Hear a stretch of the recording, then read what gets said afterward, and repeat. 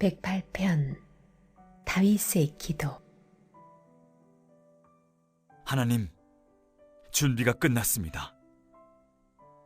머리부터 발끝까지 단단히 준비했습니다. 이제 선율에 맞춰 주님을 노래하렵니다.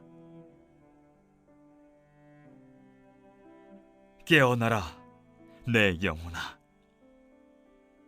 깨어나라 하프야 검은고야, 깨어나라 너 잠꾸러기 태양아.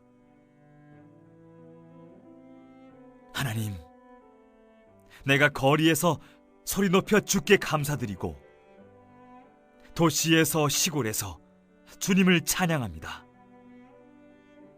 주님의 사랑 깊을수록 더 높이 이르고 모든 구름 주님의 성실 드러내며 나부낍니다. 오 하나님, 하늘 높이 날아오르소서. 주님의 영광으로 온 땅을 덮으소서. 주께서 지극히 사랑하시는 백성을 위하여 손을 뻗어 나를 도우소서. 지금 바로 응답하소서. 그때 하나님께서 거룩한 광채 속에서 말씀하셨습니다. 내가 기쁨에 겨워 세겜을 선사하고 숫꽃 골짜기를 선물로 주리라.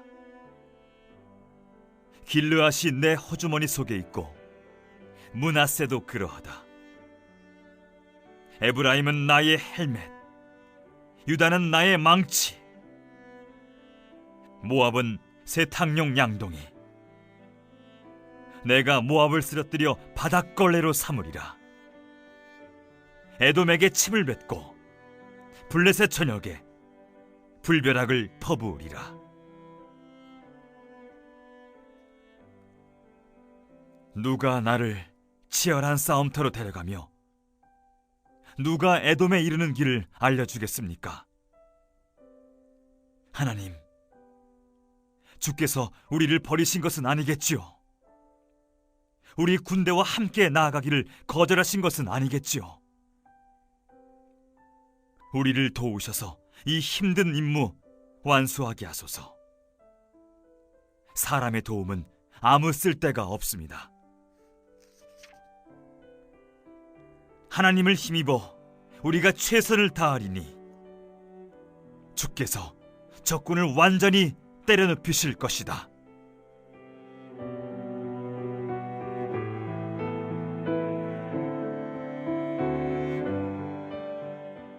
1, 2절 108편은 시편 57편과 60편 내용으로 구성된 시입니다. 그중 1절로 5절은 57편 6절로 11절에서 왔는데 다윗이 사울을 피하여 굴에 있던 상황을 배경으로 작성된 개인 탄식시입니다. 이 내용이 108편의 전반부가 되었습니다. 57편 경우에는 다윗의 상황이 구체적으로 상정되어 있으므로 이 구절들의 의미가 고난 중에서 구원해달라는 요청에 있다는 것이 분명합니다. 그러나 108편의 경우에는 개인의 상황이 전혀 상정되지 않은 채 하나님을 향한 고백과 결단으로 시가 바로 시작됩니다. 다시 말해 108편은 시편 기자 개인 상황에는 관심이 없으며 초점은 하나님을 향한 결단과 찬양에 있음이 분명합니다. 1절에서 다윗은 먼저 자신의 마음이 하나님을 향하여 정해졌음을 선언하면서 시작합니다. 2절은 다윗이 찬양의 노래를 시작하는 것은 새벽을 깨우기 위함임을 밝힙니다. 새벽을 깨운다는 것은 새벽이 오도록 만든다는 것인데 새벽은 빛이 비치기 시작하여 밤이 낮으로 전환되는 시점이죠. 따라서 새벽을 깨운다는 것은 하나님의 구원의 새 날이 시작될 것임을 믿음으로 고백하겠다는 의미가 됩니다. 3절로 5절입니다. 다윗은 하나님을 향한 찬양을 본격적으로 시작합니다. 3절은 다윗 자신이 찬양하려는 내용, 즉 새벽을 깨우는 노래가 단순히 이스라엘 중에서 드려지는 것이 아니라 열방 가운데서 드려지는 것임을 밝히고 있습니다. 이스라엘 민족과 그들이 거주하는 가나안 땅을 넘어서 열방과 피조세계 전체를 조망하고 있습니다. 4절은 여호와의 인자하심을 언급합니다.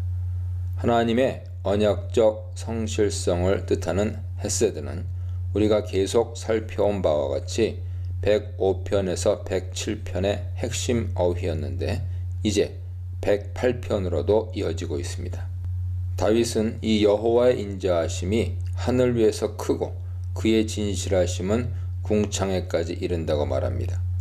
하반절의 진실하심은 에메트인데 헤세드와 에메트는 출애굽기 34장 6절에서 함께 등장하는 일종의 단어 쌍이죠. 즉 인자와 진실은 서로 다른 두 단어임에도 불구하고 관용적으로 함께 쓰여서 여호와의 언약적 성실하심을 뜻합니다.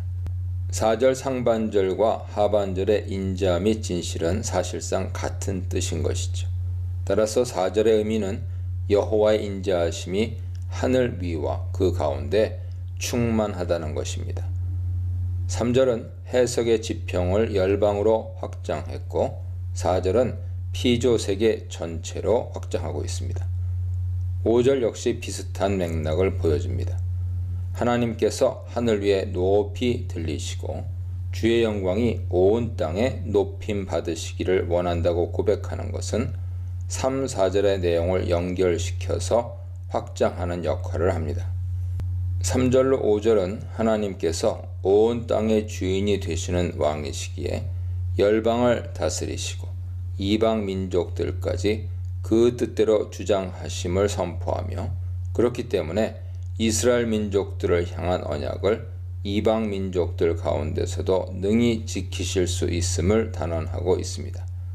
아직 이스라엘을 도와달라는 요청은 나오지 않았지만 3절로 5절의 내용이야말로 이스라엘을 열방 중에서 구원해 주셔야 한다고 말하기 위한 매우 적절한 도입과 근거가 됩니다. 6절입니다. 6절로 13절은 시편 60편 5절로 12절에서 왔습니다. 6절에서 구원 요청을 드린 후 7절로 10절에서는 그 요청에 대한 하나님의 응답의 말씀이 주어지며 11절로 13절에서는 그 말씀을 들은 후 이스라엘이 마지막으로 다시 한번 구원 요청을 드리는 내용으로 구성되어 있습니다. 6절은 하나님께서 그 사랑하는 자들을 건지실 것과 그 오른손으로 구원하실 것을 기대하며 요청하고 있습니다. 우리에게 응답하소서라는 요청을 주목해야 하는데 우리라는 1인칭 복수형을 사용하므로 시의 범주를 공동체로 설정하고 있습니다. 108편은 이제 언약 공동체 전체를 위한 구원 요청의 기도임이 밝혀집니다. 7절부터는 6절의 구원 요청에 대한 하나님의 응답입니다.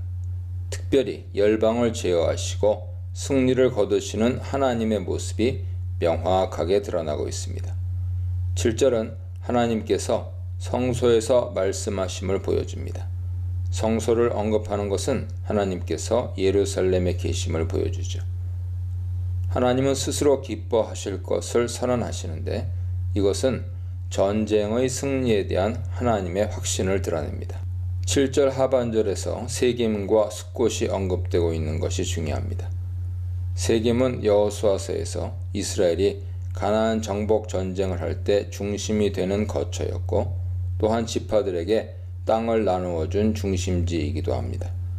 여기서 나눈다는 것은 세겜을 여러 부분으로 나누는 것이 아니고 세겜을 기업으로 할당한다는 의미죠. 숫곳 골짜기를 측량한다는 것도 기업 분배의 의미입니다. 8절은 길르앗과 므낫세가 여호와의 것임을 선언한 후 에브라임과 유다를 여호와의 투구와 규로 묘사하는데 에브라임과 유다를 중심 지파로 해서 통치하시는 여호와를 묘사합니다. 이런 흐름은 9절에서 절정에 이르게 되는데 모압, 에돔, 블레셋이라는 세 이방 민족을 언급합니다. 9절의 이미지는 전쟁의 승리죠. 하나님은 이방과 전쟁을 하신 후 목욕을 하십니다. 모압을 목욕통 삼아 전쟁의 피를 씻어내시며 에돔에는 신발을 놓으실 것이고 블레셋을 향해서 승리의 함성을 외치십니다. 이 세 민족에 대해 승리하신 여호와를 묘사하는 문예적인 표현들이죠. 10절의 해석은 다양한데 여기서는 10절의 화자가 여호와라고 이해해 봅니다. 상반절의 견고한 성읍과 하반절의 에돔은 같은 것을 가리키죠. 즉 견고하다로 알려진 에돔으로 누가 여호와를 이끌고 갈 것인가 라는 질문입니다. 이것은 수사적 질문으로 실제로 인도자를 구하는 내용은 아닙니다. 그 누구도 여호와를 인도할 자는 없으며 오직 여호와 홀로 에돔을 치시고 승리하심에 대한 강조적인 표현이죠. 정리하면 7절로 10절은 6절의 구원 요청에 대해 여호와께서 응답하시되 여호와께서는 스스로를 표현하시기를 이스라엘에게 기업을 분배하시는 분이고 그 지파들을 소유하신 분이며 열방과 전쟁하여 승리하시되 스스로의 능력과 주권으로 모든 것을 이루시는 분임을 선포하신 것입니다. 11절로 13절입니다. 여호와의 신탁을 들은 언약 공동체 이스라엘이 다시 한번 하나님께 요청하는 내용으로 구성되어 있습니다. 우리라는 말이 반복적으로 등장하여 이 표현의 공동체성을 집중적으로 부각시키고 있습니다. 11절의 내용은 하나님께서 우리와 함께 나아가지 않고 계십니다로 요약됩니다. 이것은 절망을 담은 표현이라기보다는 구원에 대한 강력한 요청으로 보아야 합니다. 왜냐하면 12, 13절에서 하나님에 대한 신뢰 내용이 거듭 등장하기 때문이죠. 12절은 우리를 도우소서라고 말한 후 사람의 도움은 헛됩니다 라고 고백합니다. 7절로 10절이 여호와의 주권적 구원을 선언했다면 12절은 그 신탁의 내용을 그대로 인정하면서 여호와만이 구원하실 능력이 있음을 고백하고 있습니다. 13절은 그 하나님과 함께 그분의 능력으로 싸울 것이며 그 하나님께서 대적을 밟으실 것을 신뢰하면서 고백하고 있습니다. 정리하면 11절로 13절은 7절로 10절의 신탁에 대한 매우 명확한 공동체의 신앙 응답입니다. 구원 요청이지만 동시에 신앙 고백인 셈이죠. 108편은 하나님의 인자하심을 열방으로부터 구원하시는 여호와의 성실하심으로 이해하면서 그 하나님에 대하여 마음이 정해졌으므로 찬양하겠다고 선포하는 공동체 신앙 선언인 것입니다. 깨어있는 자만 부를 수 있는 노래 찬양, 하나님 사랑을 아는 자만 부를 수 있는 노래 찬양, 인간의 한계를 인정한 자만이 부를 수 있는 노래 찬양에 대해 묵상해 보시기 바랍니다.